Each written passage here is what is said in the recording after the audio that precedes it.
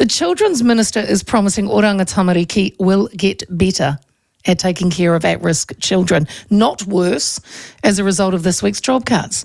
The public service took its biggest hit yet when it was announced yesterday a combined 1,000 jobs are on the chopping block at OT and the Ministry of Education.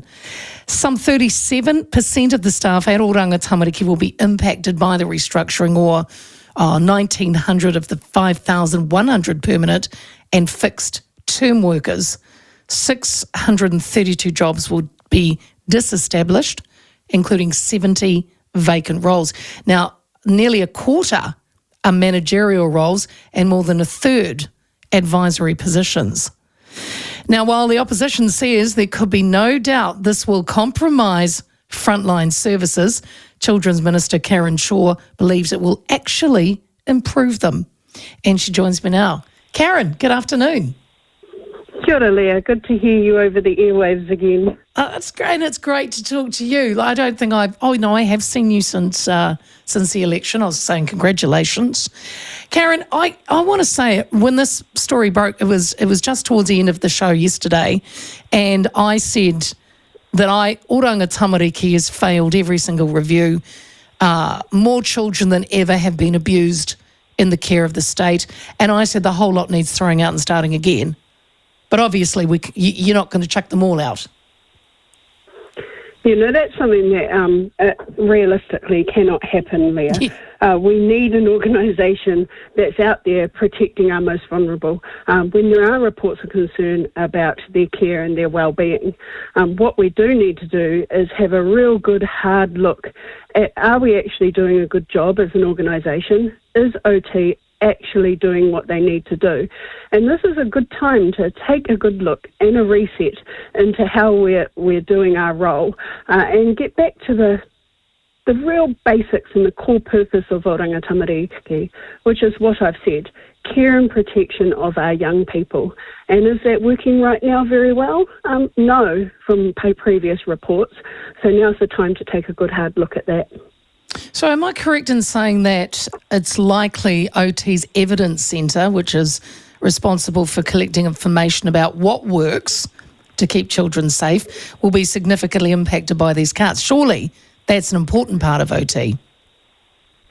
We've had report after report after report, all telling us the same things. The same issues come up over and over again about where this organisation could actually do better and are failing. What we need to be doing right now is actually delivering some changes in those spaces, and that's what I'm concentrating on. We need to deliver better in the frontline services and in the areas where people are on the ground actually dealing with these young people face to face.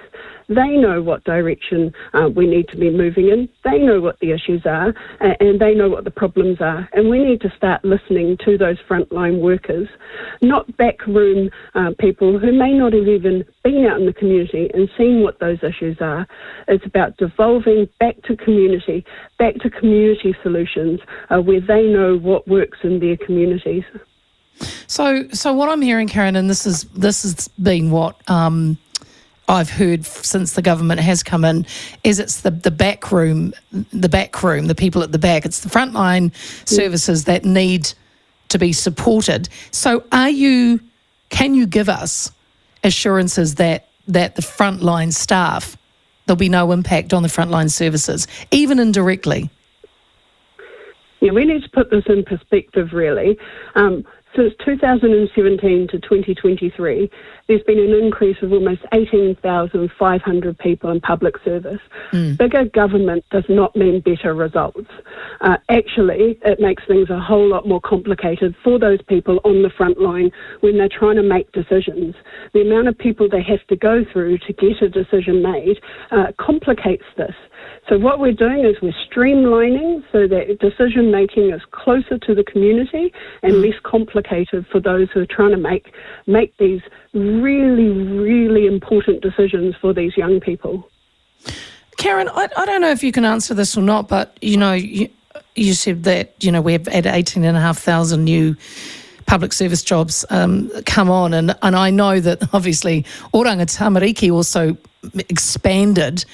Was it Was it a case of jobs for the Kazis? It's not necessarily the size of the expansion that's the problem.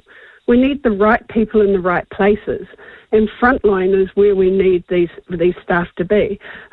Social workers, people with the skills and the knowledges of the people in their communities. So it's not necessarily the growth that's the issue, it's where the growth has happened. And I absolutely agree with you. Some of these positions may not necessarily be the right ones. We're a new government. We're making a real change to the direction we're going. And if we're out there saying we expect better results from organisations and better results from people on the ground, then we have to have good leadership and have that expectation of our own ministries. Good results, better outcomes, and actually, what are we here for? And our core focus should be the care and protection of our most vulnerable.